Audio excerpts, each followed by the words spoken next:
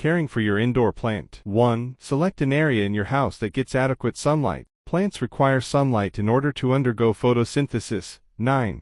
The quality, duration, and intensity of light all affect a plant's growth. Avoid putting the plant in direct sunlight. Instead, give them plenty of indirect light by putting them in a well-lit room. Fluorescent lights can work as an alternative to sunlight for some plants. Give flowering plants 12-16 hours of light per day. Give foliage plants 14-16 hours of light per day. Don't move your plants around a lot. Plants acclimate themselves to their surroundings fairly slowly, so it's best that you don't move them around a lot. This also includes putting it in a place where there would be a drastic change in temperature. Moving a plant suddenly from a darker area to a sun-rich area will have a negative effect on the plant. If you want to move the plant, take it to the new area for an hour a day. Slowly increase the amount of time it is left in the new area until it has fully adjusted. 3. Increase the humidity in the room. Dry air may serve certain plants well, like cacti, but most plants require humidity, especially tropic plants. You can buy a room humidifier with a cool mist,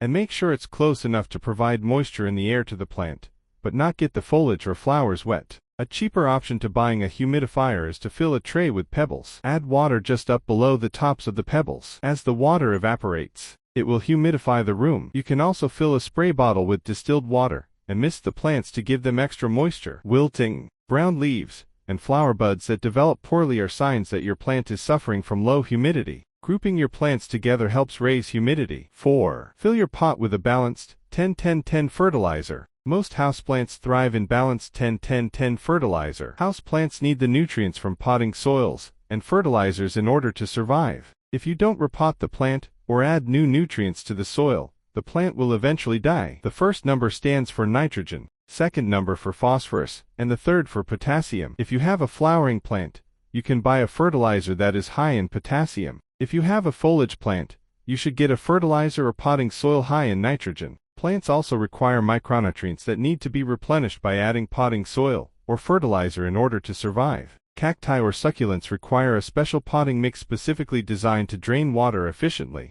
They also need pots with plenty of holes on the bottom. These prevent too much moisture from being held in the soil, which can kill the plants. 5. Regularly prune your plant. Certain plants must have their roots pruned at different intervals, so it's important to read up on how often you should be pruning your plant. A plant that isn't pruned can grow out of control, and the roots from a plant can outgrow their pot or vase. Regularly prune your plant to keep it healthy, and to prevent yourself from having to replant. Cut off dead branches or stems that can attract bugs. Prune above the leaf node at a 45 degrees angle to promote growth of a fuller, more robust plant. 6. Do not tip tea or coffee into your houseplant. Putting coffee or tea into your potted plant will draw flies that can eat away at your indoor plant. Sugars make it a perfect breeding ground for these insects as well. While some people claim that adding coffee grounds is good for plants, doing this to plants that have a low acidic tolerance can actually kill them.